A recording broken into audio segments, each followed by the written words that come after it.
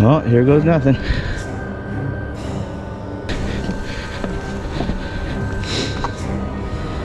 All right.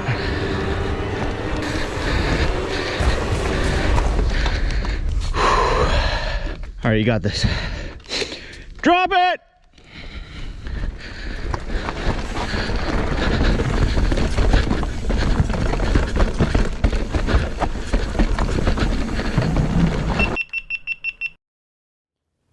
How frustrating is that? It feels like so many of us have just come to accept these types of glitches from GoPros. It also seems to me that everyone's just okay to carry 3 or 4 batteries just to be able to shoot a day's worth of activities. And it feels to me like GoPro's just not innovating like they used to. They're just trying to keep up.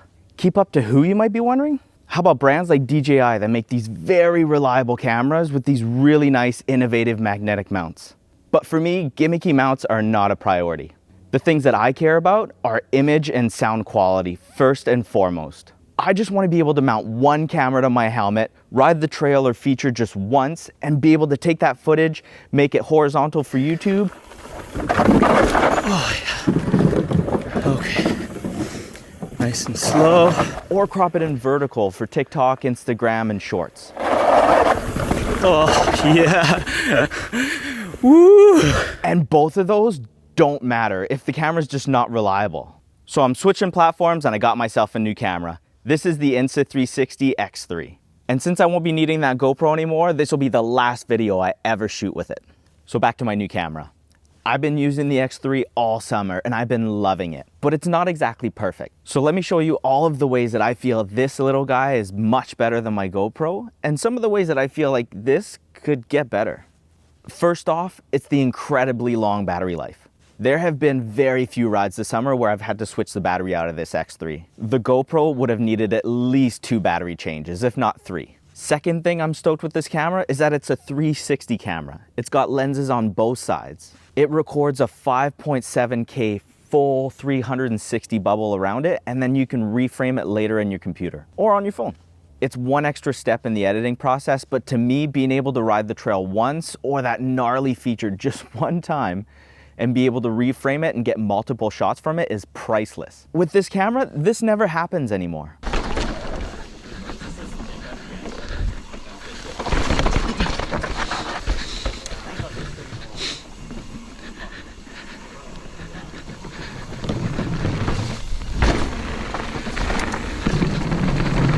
Plain and simple, I never miss the shot.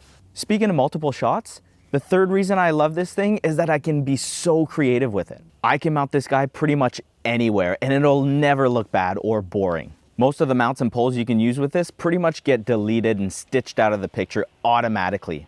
So you can end up with floating shots like this one. It's even got tracking, so if it's far away from you, you'll always be in frame. The fourth reason is the app. GoPro does have an app too, but it's super slow and buggy if it connects at all. The X3, on the other hand, is super fast and easy to use. I myself just use the program on the computer, but I know a lot of people that just use the phone app and get incredible results for social media. If you guys want to see how I get shots like this, including the way I mount it, all the settings inside the camera, the way I export the footage, and all the little tricks along the way, let me know in the comments below. If there's enough interest, I'd love to make a video for you guys. So up until now, it's been pretty one-sided, right? But like I said earlier, there's a few things in this camera that aren't quite perfect and a few things that the GoPro still wins at. First is image quality. Now for social media and even YouTube at 4K, this X3 is no slouch. But if you look closely, the GoPro is still just a little bit more crisp. It makes sense though, right? This records everything around it in 5.7K, and then you have to take whatever you want out of that bubble and make a 4K image out of it. So no matter what, if you look very closely, the X3 is always gonna look like it's a little bit lower resolution.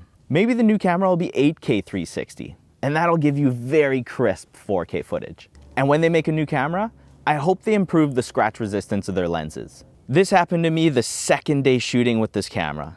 I had it perched on a selfie stick and clamped to the bike for a really cool follow shot. The stick broke where it threads into the clamp, and the X3 fell to the ground, scratching one of the lenses. Unfortunately, replacing these lenses is not that easy, and after watching a couple people botch the job on YouTube, I decided I'd be okay with just using the one lens.